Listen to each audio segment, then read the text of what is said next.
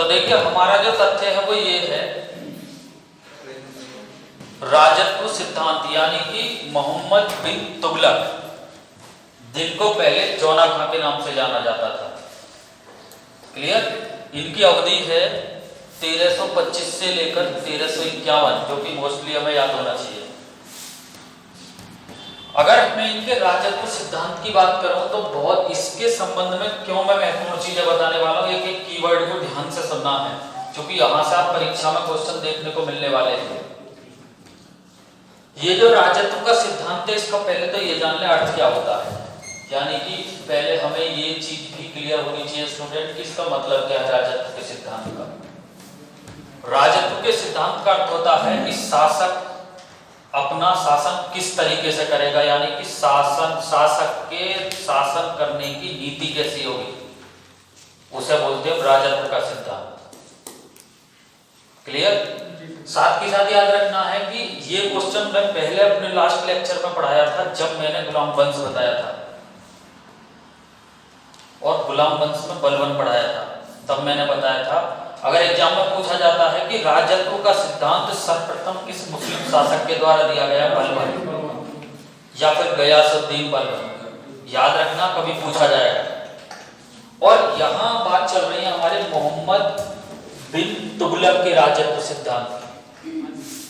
मैं उनसे भी कुछ चीजें की तुलना करूंगा ताकि चीजें और ज्यादा समझ में आएंगी।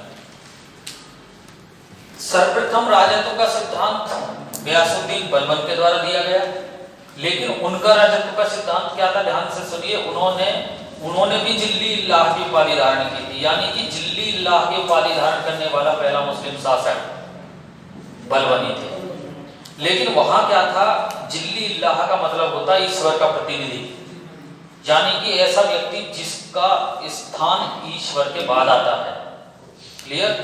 लेकिन इनके राजत्व सिद्धांत में क्या अंतर है, तो पहले तो ये जान लें, इन्होंने भी जिल्ली इल्लाह की उपाधि धारण की थी और उधर बलबन ने भी जिल्ली इल्लाह की उपाधि धारण की थी। लेकिन इन्होंने जो जिल्ली इल्लाह की उपाधि धारण की, तो अर्थ तो वही है, ईश्वर का प्रतिनिधि या ईश्वर की परछाई या ऐसा स्थान जो ईश्वर के बाद आता है। लेकिन ये बात हमेशा याद रखनी है, इनके और उनमें फिर क्या डिफरेंस है। इनका इतना डिफरेंस है, क्वेश्चन क्या पूछा जाएगा, क्वेश्चन की भी चेंज देख लीजिए, ऐसा पूछा जाएगा। क्वेश्चन पूछा जाएगा कि सर्वप्रथम राजत्व का सिद्धांत किसने दिया, तो उस स्थिति में आपका आंसर होना चाहिए बलबन। और अगर क्वेश्चन ये पूछा जाता है कि सर्वप्रथम राजत्व का सिद्धांत सिक्कों के माध्यम से किसने दिया, तो मोहम्मद बिन तुगलक। अब आप देख रहे होंगे दोनों में अंतर है क्वेश्चन में, यानी कि इनका जो राजत्व का सिद्धांत था वो जिल्ली इल्लाह की उपाधि पर आधारित है, यानी कि ईश्वर के प्रतिनिधि, लेकिन वो चीज सिक्कों पर गुंदवाई गई। तो कई बार ऐसा क्वेश्चन एग्जाम में बन सकता है कि जिल्ली इल्लाह की उपाधि सिक्कों पर धारण करने वाला बादशाह कौन सा था, शासक कौन सा था, तो मोहम्मद बिन तुगलक। और वैसे जिल्ली इल्लाह की उपाधि धारण करने वाला शासक बलबन भी थे। तो दोनों में डिफरेंस है, इन्होंने सिक्कों के माध्यम से किया है, उन्होंने सिंपल वे में ही किया है, ऐसा याद रखना, कई बार पूछा जाएगा।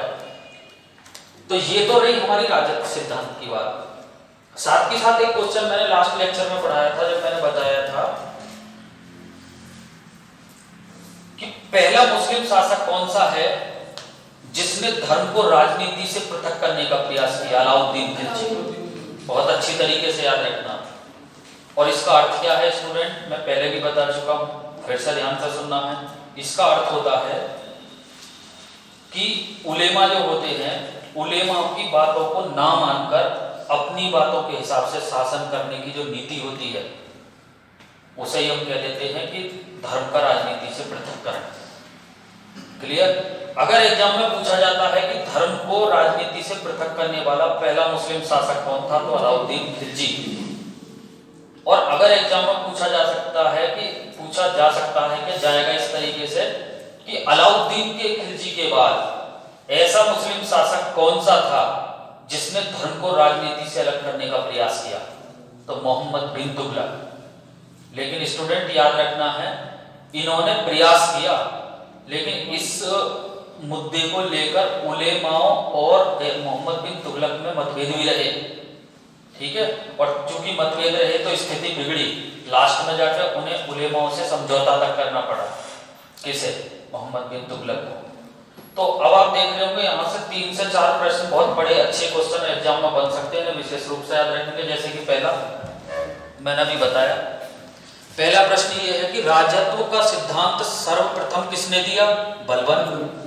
और राजत्व, अगर ये पूछा जाता है कि राजत्व का सिद्धांत सिक्कों के माध्यम से सर्वप्रथम किस मुस्लिम शासक ने दिया, तो मोहम्मद बिन तुगलक। और अगर पूछा जाता है कि ये जो है आपका कौन सा अलाउद्दीन खिलजी वाला पॉइंट, यानी कि वह मुस्लिम शासक कौन सा है पहला जिसने धर्म को राजनीति से पृथक करने का प्रयास किया? अलाउद्दीन खिलजी। और वह मुस्लिम शासक कौन सा है जिसने अलाउद्दीन खिलजी के बाद धर्म को राजनीति से पृथक करने का प्रयास किया? तो मोहम्मद बिन तुगलक। तो ये कुछ ऐसे पॉइंट्स हैं, हिंट पॉइंट्स हैं, कई बार एग्जाम में पूछ लिए जाएंगे। तो इनके विषय में किस तरीके से लिखना है, क्या लिखना है, लिखिए।